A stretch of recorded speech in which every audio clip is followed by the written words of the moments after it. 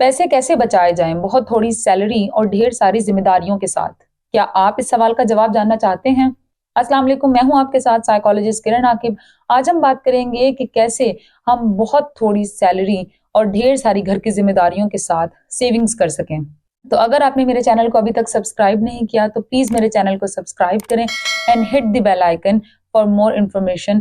Bell icon ज़रूर hit किया करें ताकि आप तक मेरी तमाम वीडियोस डेली पहुंच सकें। तो चलते हैं अपने टॉपिक की तरफ। देखिए, मैं जानती हूँ कि बहुत कम सैलरी और बहुत सी घर की जिम्मेदारियों में 100 रुपए बचाना भी महीने के आखिर में नामुमकिन की हद तक मुश्किल लगता है। ठीक है, एक सैलरी पर्सन के लिए ये चीज़ बहुत ज़्यादा मुश्किल है, लेकिन इसका मतलब ये नहीं है कि ये नामुमकिन है, but still you can save with some changes.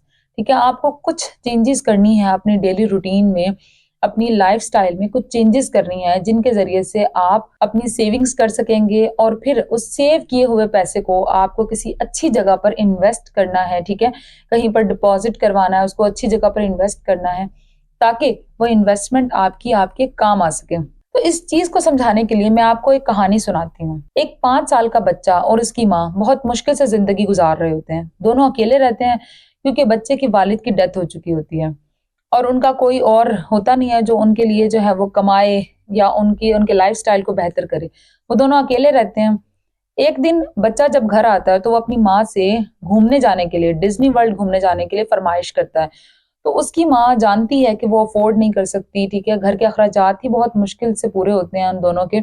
उसके कमाने के बावजूद वो अखराजात नहीं पूरे कर पा रही होती, लेकिन इसके बावजूद भी वो अपने बच्चे को इनकार नहीं कर पाती उसका चेहरा देखकर, और वो हाँ कर देती है। ठीक है, उसे पता होता है कि वो अफोर्ड नहीं कर सकती, लेकिन वो अपने बच्चे को इनकार नहीं करती। लेकिन वो अपने बच्चे से एक बात कहती है कि बेटा, हम डिज्नी वर्ल्ड जा सकते हैं, लेकिन उसके लिए हमें बहुत सारे पैसे जमा करने होंगे। तो बच्चा पूछता है कि बहुत सारे पैसे हम कैसे जमा कर सकते हैं?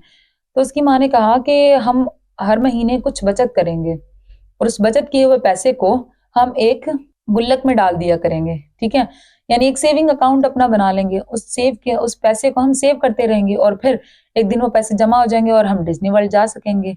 तो बच्चे ने पूछा कि हम कब तक डिज्नी वर्ल्ड जा सकेंगे? तो उसकी माँ ने कहा कि हम डेली कोशिश करेंगे, हर महीने पैसे बचाएंगे तो इंशाल्लाह हम बहुत जल्द डिज्नी वर्ल्ड चले जाएंगे।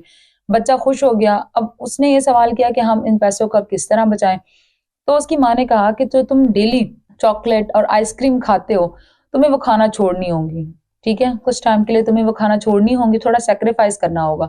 और मैं जो ऑफिस से वापसी पर अक्सर चाय पी लिया करती हूँ, मैं वो चाय छोड़ दूंगी। फिर यही हुआ, दोनों के दरमियान जो बात तय हुई थी उसी के मुताबिक बच्चा दिन में जो चॉकलेट और आइसक्रीम खाया करता था उसने वो खाना छोड़ दी, और वो पैसे उसकी माँ पूरी ईमानदारी के साथ उस गुल्लक में डाल दिया करती थी सेविंग के लिए। और बिल्कुल इसी तरह जब भी उसकी माँ का दिल करता कि वो वापसी पर चाय पी ऑफिस से वापसी पर, तो वो चाय नहीं पीती, यही सोच कर के उन्हें पैसे जमा करने हैं।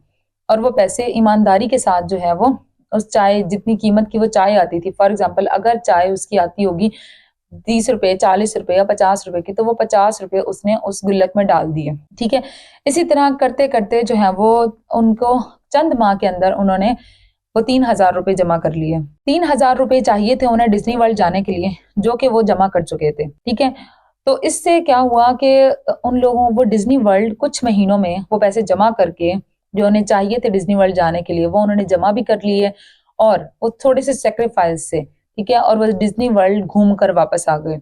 लेकिन हुआ क्या इस कहानी से, इस सारी स्टोरी से हमें क्या सीखने को मिला कि देखें, जो सेविंग की आदत थी वो उनके अंदर रह गई हमेशा के लिए। यानी वो जो सेविंग्स उन्होंने एक टास्क को पूरा करने के लिए शुरू की थी वो फिर उन्होंने अपनी जिंदगी से कभी नहीं निकाली। बिल्कुल इसी तरह अगर हम भी सेविंग करना चाहते हैं, अगर आप भी सेविंग करना चाहते हैं, आपकी सैलरी बहुत थोड़ी है, आपके घर के अखराजात बहुत मुश्किल से पूरे होते हैं, जॉइंट फैमिली में लोग रह रहे होते हैं, उन्हें नहीं पता चलता कि वो सेविंग कैसे करें, तो उन्हें क्या करना है, उन्हें अपनी थोड़ी सी ख्वाहिशात को थोड़ा सा कम करना, उन पर थोड़ा सा सेक्रीफाइस करना है। ठीक है, आपने अपनी जिंदगी में ये आदत शामिल करनी है कि आपको अपनी कुछ चीजों पर थोड़ा सा कॉम्प्रोमाइज करना होगा, थोड़ी सी अपनी जो है वो ख्वाहिशात को मारना होगा जमा करने के लिए। ठीक है, क्योंकि ज्वाइंट फैमिली में सेविंग करना बहुत मुश्किल हो जाता है लोगों के लिए। फैमिलीज बड़ी होती हैं, आपके सारे पैसे उसमें ही लग जाते हैं। लेकिन ऐसा नहीं है कि अगर आप, वैसे तो असूलन हर बंदे को अपनी सैलरी में से 10% हिस्सा सेविंग के लिए रख देना चाहिए, लेकिन आपके अखराजात की वजह से अगर आप 10% नहीं बचा सकते तो कम से कम 5% या 1% तो बचा सकते होंगे ना। तो आप उस 1% को हर महीने बचाएं। आपने उसको बचाकर साइड पर रख देना, उसको इस्तेमाल नहीं करना।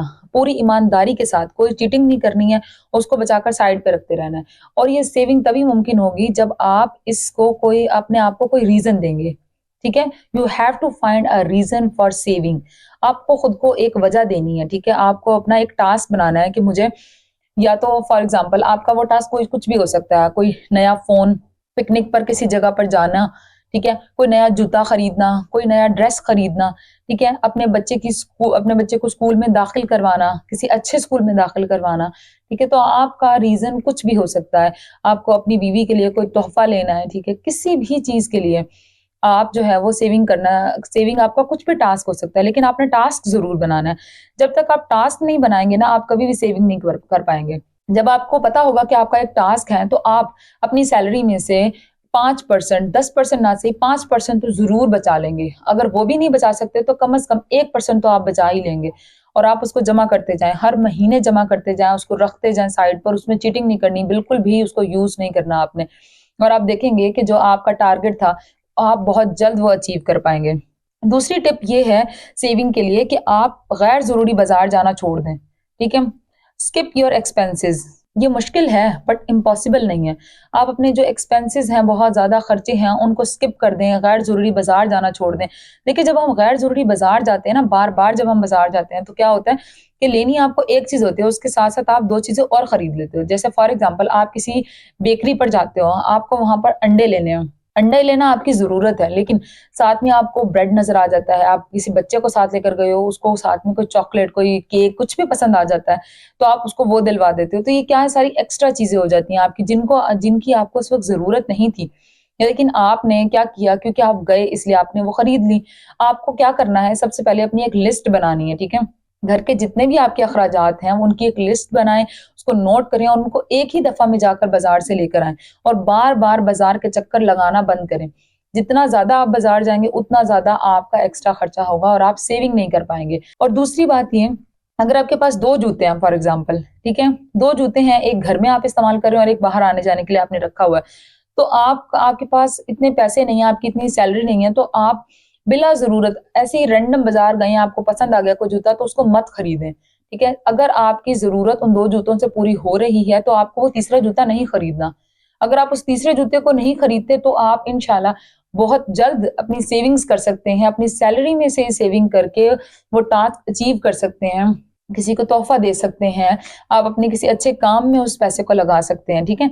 जब आपकी ज़रूरत पूरी हो रही है उन 2 जूतों से, या आपके पास 2 जैकेट्स हैं, तो आप तीसरी जैकेट नहीं खरीदें, ठीक है? जो ज़रूरत की चीज़ हो सिर्फ़ आपने वो करनी है।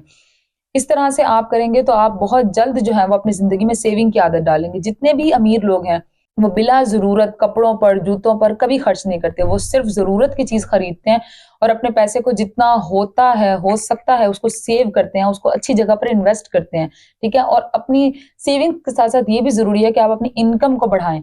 जितनी आपकी इनकम बढ़ेगी, इनकम को बढ़ाने की कोशिश करें और साथ-साथ सेविंग करते रहें। इस तरह से क्या होगा कि वो थोड़ी-सी सेविंग आपकी बहुत जल्द बढ़कर बहुत ज़्यादा सेविंग में तब्दील हो जाएगी। उसे बैंक में रखें, उसे अच्छी जगह पर इन्वेस्ट करें और उसको आप अपनी सेविंग को ज़्यादा से ज़्यादा करें, ठीक है? मज़ीद बढ़ा लेंगे आप उसको अच्छी जगह पर इन्वेस्ट करके। तो अगर आपको मेरे ये मशवरे, ये बातें पसंद आई हों, तो कमेंट में ज़रूर बताएँ, और मज़ीद आप अगर किसी बारे में जानना चाहते हैं साइकोलॉजी ऑफ मनी के हवाले से, ठीक है? इन पैसों की भी एक नफ्सियात होती है, आपको इसको समझना है। पैसे की नफ्सियात को, सेविंग्स की नफ्सियात को जब आप समझ लेंगे, तो आप बहुत जल्द जो है वो अमीर बन सकते हैं। तो अगर आपको मेरी वीडियो पसंद आई हो, तो प्लीज़ वीडियो को लाइक करें। मिलते हैं मज़ीद इन्फॉर्मेशन के साथ। थैंक्स।